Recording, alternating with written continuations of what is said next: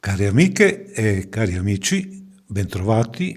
Oggi vi presentiamo gli amaretti, un dolce tipico sardo fatto con pasta di mandorle, per la cui realizzazione occorrono mandorle dolci, mandorle amare, zucchero e albume. Questa ricetta è stata eseguita dietro le indicazioni di Giovanna, espertissima nella realizzazione degli amaretti. Si inizia con lo scaldare dell'acqua e nell'acqua calda vanno immerse poi le mandorle affinché si possano spellare agevolmente. Di tanto in tanto facciamo la prova e sino a quando non sarà agevole spellarle, si lasceranno nell'acqua calda. Una volta che è agevole spellarle, si scolano e si spellano. È un divertimento spellarle. Per l'occasione hanno partecipato Peppino, Irene e soprattutto Angelo.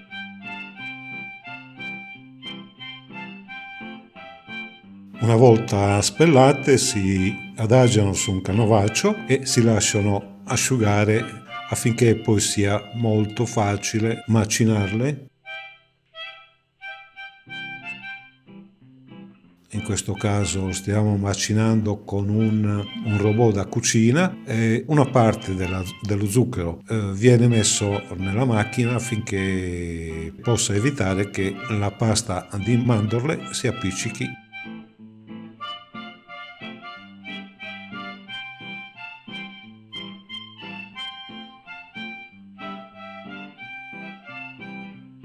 Si procede quindi aggiungendo il resto dello zucchero e un po' alla volta l'albume per amalgamare il tutto.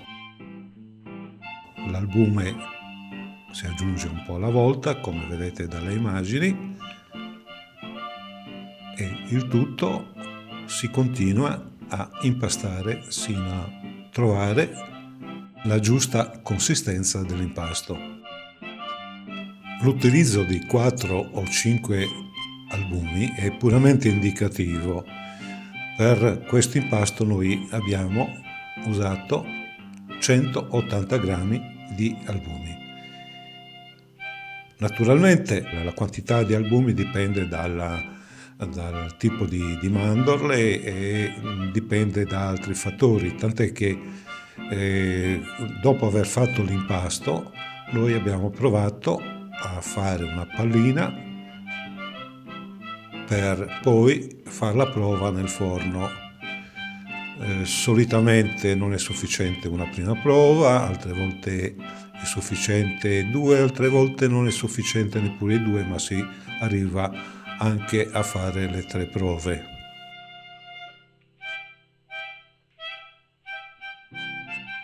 Come potete notare, la prima prova non è andata bene, quindi abbiamo aggiunto un po' di pane grattugiato all'impasto e abbiamo quindi provato nuovamente a inserire una pallina nel forno per vedere se la consistenza era quella giusta.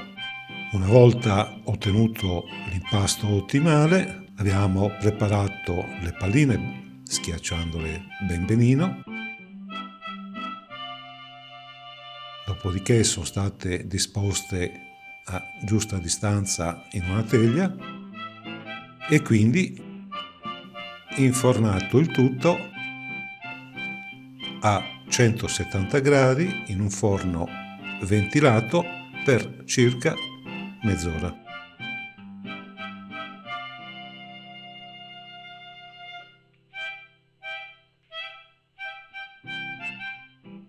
Durante la cottura abbiamo tolto dal forno la teglia per verificare il grado di colorazione. Come potete notare sono ancora troppo chiari gli amaretti, quindi sono stati riposti all'interno del forno ed ecco il risultato.